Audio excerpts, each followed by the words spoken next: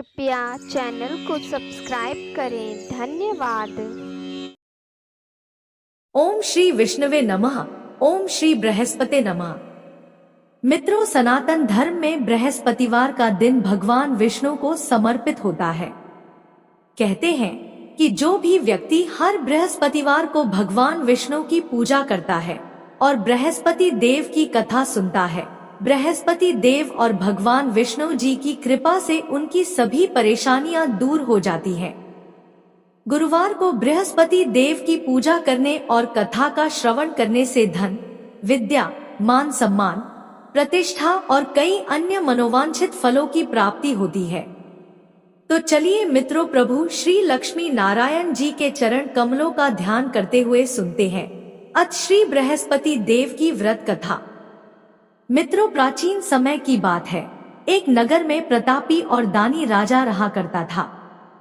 वह सदा ही गरीबों, ब्राह्मणों, दीन दुखियों की सहायता करता था। पर राजा की यह बात उसकी रानी को अच्छी नहीं लगती थी। वह न तो गरीबों को दान देती, न ही भगवान का पूजन करती थी और राजा को भी दान देने से मना किया करती थी। एक दिन राजा शिकार खेलने वन को गए हुए थे तो रानी महल में अकेली रह गई। उसी समय बृहस्पति देव साधु वेश में राजा के महल में भिक्षा के लिए गए और भिक्षा मांगी। परंतु रानी ने भिक्षा देने से इनकार कर दिया और कहा, हे साधु महाराज, मैं तो इस दान पुण्य से तंग आ गई हूँ। मेरे पति इन गरीबों पर सारा धन लुटाते रहते हैं, इसलिए मेरी तो यही इच्छा है कि हमारा धन नष्ट हो जाए। फिर न रहेगा बांस, न बजेगी बांसुरी, न हमारे पास धन होगा और न ही मेरे पति दान पुण्य करेंगे।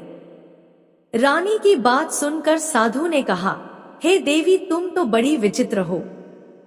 धन और संतान तो सभी चाहते हैं, पुत्र और लक्ष्मी तो पापी के घर भी होने चाहिए। यदि तुम्हारे पास अधिक धन है तो भूखों को भोजन दो, प्यासों के लिए प्याऊ बनवाओ, मुसाफिरों के लिए धर्मशालाएं खुलवाओ। जो निर्धन अपनी कुंवारी कन्याओं का विवाह नहीं कर सकते उनका विवाह करा दो। जो जीव जंतु भूखे हैं उन्हें भोजन दो। ऐसे और कई काम हैं जिनको करने से तुम्हारा यश लोक परलोक में फैलेगा। तुम्हारा यह धन दान पुण्य से जुड़कर और बढ़ेगा। परंतु रानी पर साधु के उपदेश का कोई प्रभाव न पड़ा। वह बोली, महाराज, आप मुझे कुछ ना समझाएं। मैं ऐसा धन नहीं चाहती जो हर जगह बांटती फिरूं। साधु ने उत्तर दिया, यदि तुम्हारी ऐसी ही इच्छा है तो तथास्तु। तुम ऐसा करना कि बृहस्पतिवार को घर लीपना, इसके बाद पीली मिट्टी से अपना सिर धोकर स्नान करना, भट्टी चढ़ाकर कपड़े धोना। ऐसा करने से आपका सारा धन नष्ट हो जाएगा। इतना कहकर वह साधु महाराज वहां से अंतर्ध्यान हो गए। साधु के अनुसार कई बातों को पूरा करते हुए रानी को केवल 3 बृहस्पतिवार ही बीते थे कि उसकी समस्त धन संपत्ति नष्ट हो गई। भोजन के लिए राजा का परिवार तरसने लगा। तब एक दिन राजा ने रानी से बोला कि हे रानी, तुम यहीं रहो, मैं दूसरे देश को जाता हूँ, क्योंकि यहाँ पर सभी लोग मुझे जानते हैं, इसलिए मैं कोई छोटा कार्य नहीं कर सकता। ऐसा कहकर राजा परदेश चला गया। वहां वह जंगल से लकड़ी काट कर लाता और शहर में बेचता। इस तरह वह अपना जीवन व्यतीत करने लगा। इधर राजा के परदेश जाते ही रानी और दासी दुखी रहने लगी। एक बार जब रानी और दासी को 7 दिन तक बिना भोजन के रहना पड़ा तो रानी ने अपनी दासी से कहा, हे दासी, पास ही के नगर में मेरी बहन रहती है। वह बड़ी धनवान है। तू उसके पास जा और कुछ ले आ ताकि थोड़ी बहुत गुजर बसर हो जाए। दासी रानी की बहन के पास गई। उस दिन गुरुवार था और रानी की बहन उस समय बृहस्पतिवार व्रत की कथा सुन रही थी। दासी ने रानी की बहन को अपनी रानी का संदेश दिया, लेकिन रानी की बड़ी बहन ने कथा और पूजा अधूरी होने के कारण कोई उत्तर नहीं दिया। जब दासी को रानी की बहन से कोई उत्तर नहीं मिला तो वह बहुत दुखी हुई और उसे क्रोध भी आया।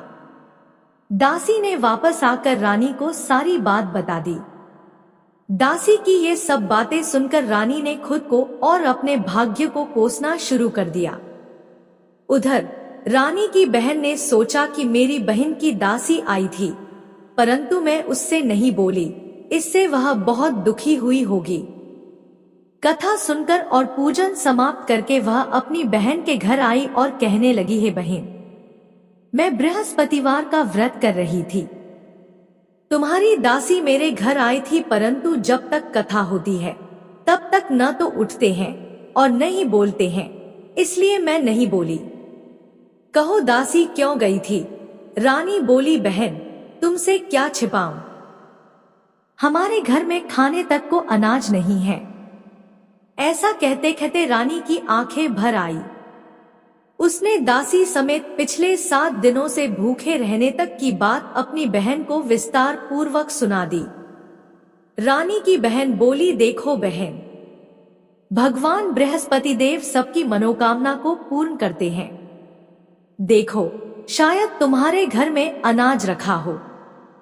पहले तो रानी को विश्वास नहीं हुआ, पर बहन के आग्रह करने पर उसने अपनी दासी को अंदर भेजा तो उसे सचमुच अनाज से भरा एक घड़ा मिल गया। यह देखकर दासी को बड़ी हैरानी हुई।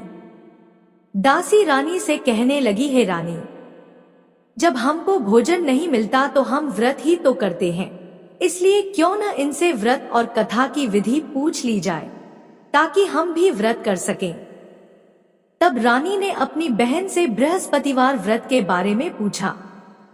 उसकी बहन ने बताया, बृहस्पतिवार के व्रत में चने की दाल और गुड़ से विष्णु भगवान और केले की जड़ में पूजन करें तथा दीपक जलाएं, व्रत कथा सुने और पीला भोजन ही करें।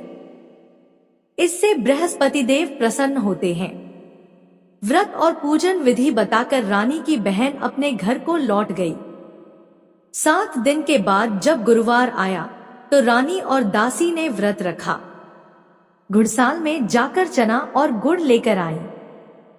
फिर उससे केले की जड़ तथा विष्णु भगवान का पूजन किया। अब पीला भोजन कहां से आए, इस बात को लेकर दोनों बहुत दुखी थे।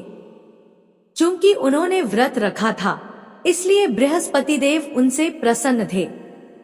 इसलिए वे एक साधारण व्यक्ति का रूप धारण कर 2 थालों में सुंदर पीला भोजन दासी को दे गए। भोजन पाकर दासी प्रसन्न हुई और फिर रानी के साथ मिलकर भोजन ग्रहण किया। उसके बाद वे सभी गुरुवार को व्रत और पूजन करने लगी। बृहस्पति भगवान की कृपा से उनके पास फिर से धन संपत्ति आ गई, परंतु रानी फिर से पहले की तरह आलस्य करने लगी। तब दासी बोली, देखो रानी, तुम पहले भी इस प्रकार आलस्य करती थी, तुम्हें धन रखने में कष्ट होता था, इस कारण तुम्हारा सभी धन नष्ट हो गया था, और अब जब भगवान बृहस्पति की कृपा से धन मिला है तो तुम्हें फिर से आलस्य होता है। रानी को समझाते हुए दासी कहती है कि बड़ी मुसीबतों के बाद हमने यह धन पाया है, इसलिए हमें दान पुण्य करना चाहिए, भूखे मनुष्यों को भोजन कराना चाहिए और धन को शुभ कार्यों में खर्च करना चाहिए, जिससे तुम्हारे कुल का यश बढ़ेगा, स्वर्ग की प्राप्ति होगी और पितृ प्रसन्न होंगे। दासी की बात मानकर रानी अपना धन शुभ कार्यों में खर्च करने लगी, जिससे पूरे नगर में उसका यश फैलने लगा। इधर एक दिन राजा दुखी होकर जंगल में एक पेड़ के नीचे आसन जमाकर बैठ गया। वह अपनी दशा को याद करके व्याकुल होने लगा। बृहस्पतिवार का दिन था। एकाएक उसने देखा कि निर्जन वन में एक साधु प्रकट हुए। वह साधु वेश में स्वयं बृहस्पति देवता थे। लकड़हारे के सामने आकर बोले, हे लकड़हारे, इस सुनसान जंगल में तू चिंता मग्न क्यों बैठा है? लकड़हारे ने दोनों हाथ जोड़कर प्रणाम किया और उत्तर दिया, महात्मा जी, आप सब कुछ जानते हैं, मैं क्या कहूँ? यह कहकर रोने लगा और साधु को अपनी आत्मकथा सुनाई। महात्मा जी ने कहा, तुम्हारी स्त्री ने बृहस्पति के दिन बृहस्पति भगवान का निरादर किया है, जिसके कारण रुष्ट होकर उन्होंने तुम्हारी यह दशा कर दी। अब तुम चिंता को दूर करके मेरे कहने पर चलो तो तुम्हारे सब कष्ट दूर हो जाएंगे और भगवान पहले से भी अधिक संपत्ति देंगे। तुम बृहस्पति के दिन कथा किया करो, 2 पैसे के चने और गुड़ लाकर उसका प्रसाद बनाओ और शुद्ध जल से लोटे में शक्कर मिलाकर अमृत तैयार करो। कथा के पश्चात अपने सारे परिवार और सुनने वाले प्रेमियों में अमृत व प्रसाद बांटकर आप भी ग्रहण करो।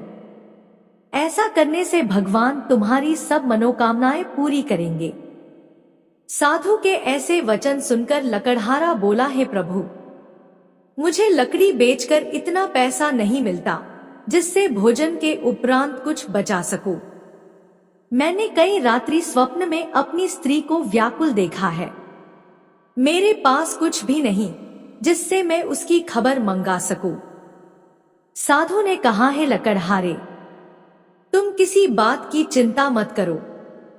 बृहस्पति के दिन तुम रोजाना की तरह लकड़ियां लेकर शहर को जाओ। तुमको रोज से दुगुना धन प्राप्त होगा, जिससे तुम भली भांति भोजन कर लोगे तथा बृहस्पति देव की पूजा का सामान भी आ जाएगा। इतना कहकर साधु अंतर्ध्यान हो गए। धीरे धीरे समय व्यतीत होने पर फिर वही बृहस्पतिवार का दिन आया। लकड़हारा जंगल से लकड़ी काटकर किसी शहर में बेचने गया।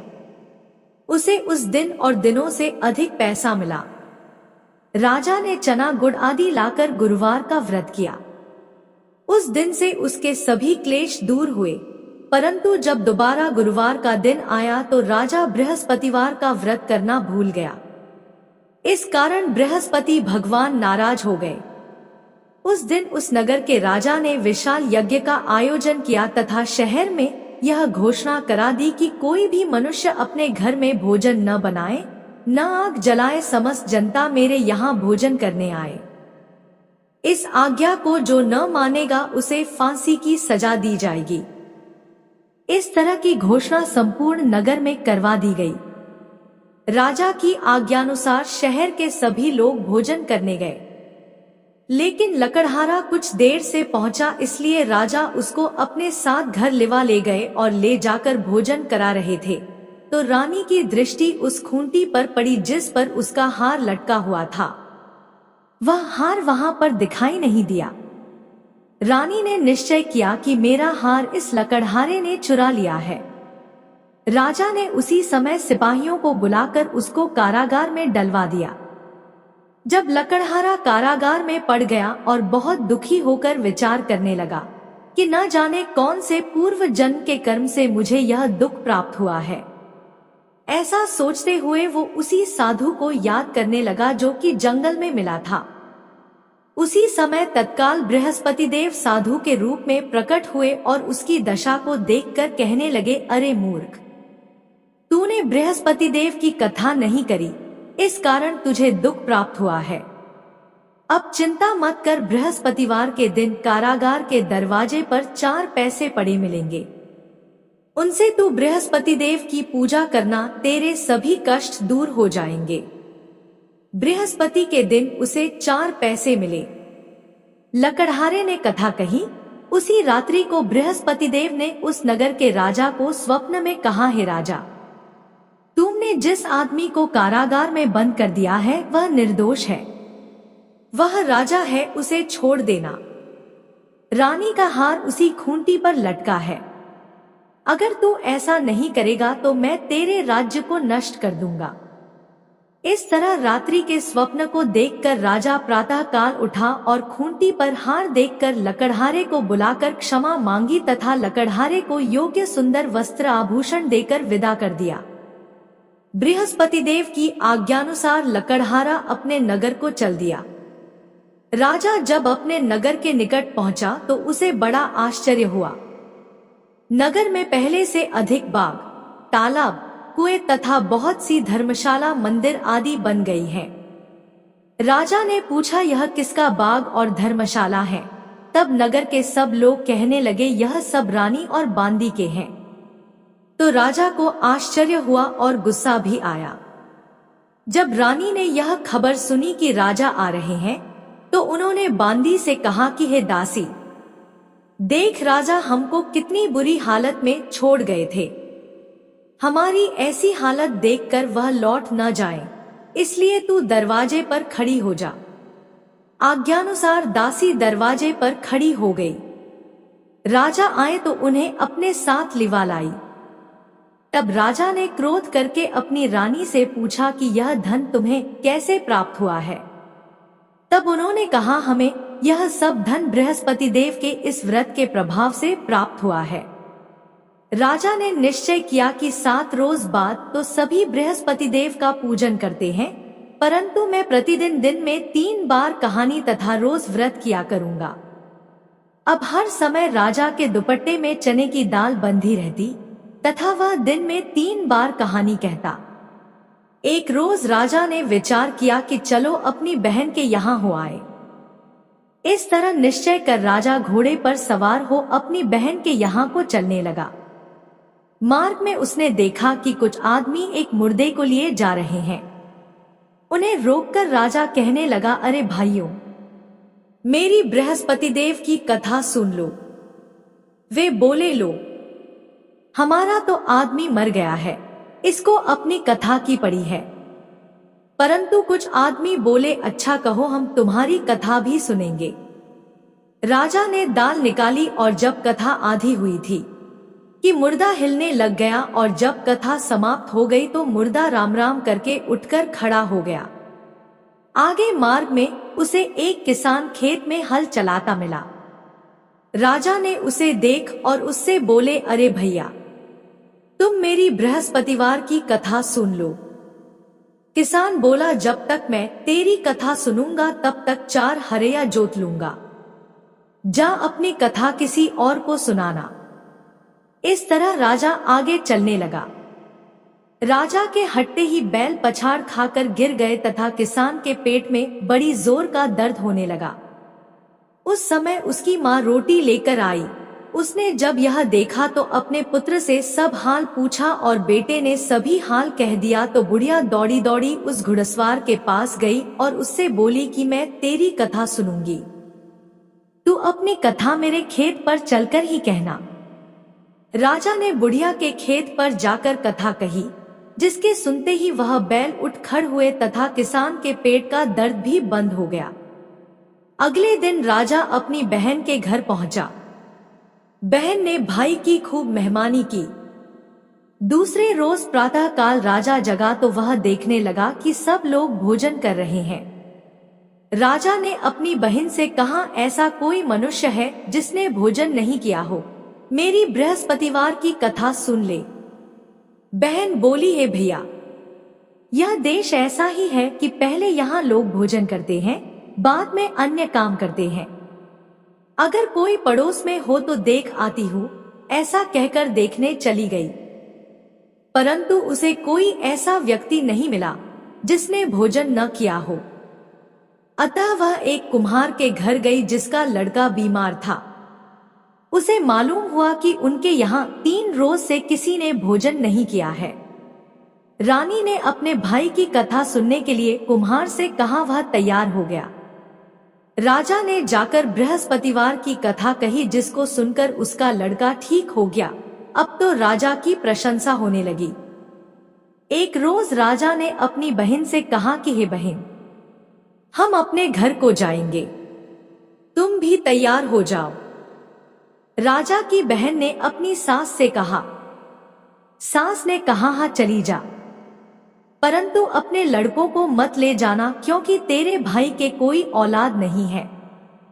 बहन ने अपने भैया से कहा, है भैया, मैं तो चलूंगी पर कोई बालक नहीं जाएगा। राजा बोला, जब कोई बालक नहीं चलेगा तब तुम ही क्या करोगी। बड़े दुखी मन से राजा अपने नगर को लौट आया। राजा ने अपनी रानी से कहा, हम निर्वंशी हैं, हमारा मुंह देखने का धर्म नहीं है और कुछ भोजन आदि नहीं किया। रानी बोली, हे प्रभु, बृहस्पति देव ने हमें सब कुछ दिया है, वह हमें औलाद अवश्य देंगे। उसी रात को बृहस्पति देव ने राजा से स्वप्न में कहा, है राजा उठ, सभी सोच त्याग दे, तेरी रानी गर्भ से है। राजा की यह बात सुनकर बड़ी खुशी हुई। 9वें महीने में उसके गर्भ से एक सुंदर पुत्र पैदा हुआ। तब राजा बोला, हे रानी, स्त्री बिना भोजन के रह सकती है, पर बिना कहे नहीं रह सकती। जब मेरी बहन आए तुम उससे कुछ कहना मत। रानी ने यह सुनकर हाँ कर दिया। जब राजा की बहन ने यह शुभ समाचार सुना तो वह बहुत खुश हुई तथा बधाई लेकर अपने भाई के यहाँ आई। तभी रानी ने कहा, घोड़ा चढ़कर तो नहीं आई, गधा चढ़ी आई है। राजा की बहन बोली, भाभी मैं इस प्रकार न कहती तो तुम्हें औलाद कैसे मिलती। मित्रों, संसार में जो मनुष्य सद्भावना से भगवान जी का पूजन व्रत सच्चे हृदय से करते हैं तो उनकी सभी मनोकामनाएं पूर्ण करते हैं। जैसी सच्ची भावना से रानी और राजा ने उनकी कथा का गुणगान किया तो उनकी सभी इच्छाएं बृहस्पति देव जी ने पूर्ण की थी। इसलिए पूर्ण कथा सुनने के बाद प्रसाद लेकर जाना चाहिए। हृदय से उसका मनन करते हुए जयकारा बोलना चाहिए। बोलो बृहस्पति देव की जय, भगवान विष्णु की जय। अब सुनते हैं दूसरी कथा। प्राचीन काल में एक ब्राह्मण रहता था। वह बहुत निर्धन था। उसके कोई संतान नहीं थी। उसकी स्त्री बहुत मलिनता के साथ रहती थी। वह ना तो स्नान करती और ना ही किसी देवता का पूजन करती। इस सब से ब्राह्मण देवता बड़े दुखी थे। बेचारे बहुत अपनी स्त्री से कुछ कहते थे किंतु उसका कुछ परिणाम न निकला। भगवान की कृपा से ब्राह्मण की स्त्री को कन्या रूपी रत्न पैदा हुआ। कन्या बड़ी होने पर प्रातः स्नान करके विष्णु भगवान का जाप व बृहस्पतिवार का व्रत करने लगी। अपने पूजन पाठ को समाप्त करके विद्यालय जाती तो अपनी मुट्ठी में जौ भर के ले जाती और पाठशाला के मार्ग में डालती जाती। तब ये जौ स्वर्ण के हो जाते तो लौटते समय उनको बीन कर घर ले आती थी। एक दिन वह बालिका सूप में उस सोने के जौ को फटक कर साफ कर रही थी कि उसके पिता ने देख लिया और कहा, हे बेटी, सोने के जौ के लिए सोने का सूप होना चाहिए। दूसरे दिन बृहस्पतिवार था। इस कन्या ने व्रत रखा और बृहस्पति देव से प्रार्थना करके कहा, मैंने आपकी पूजा सच्चे मन से की हो तो मेरे लिए सोने का सूप दे दो। बृहस्पति देव ने उसकी प्रार्थना स्वीकार कर ली।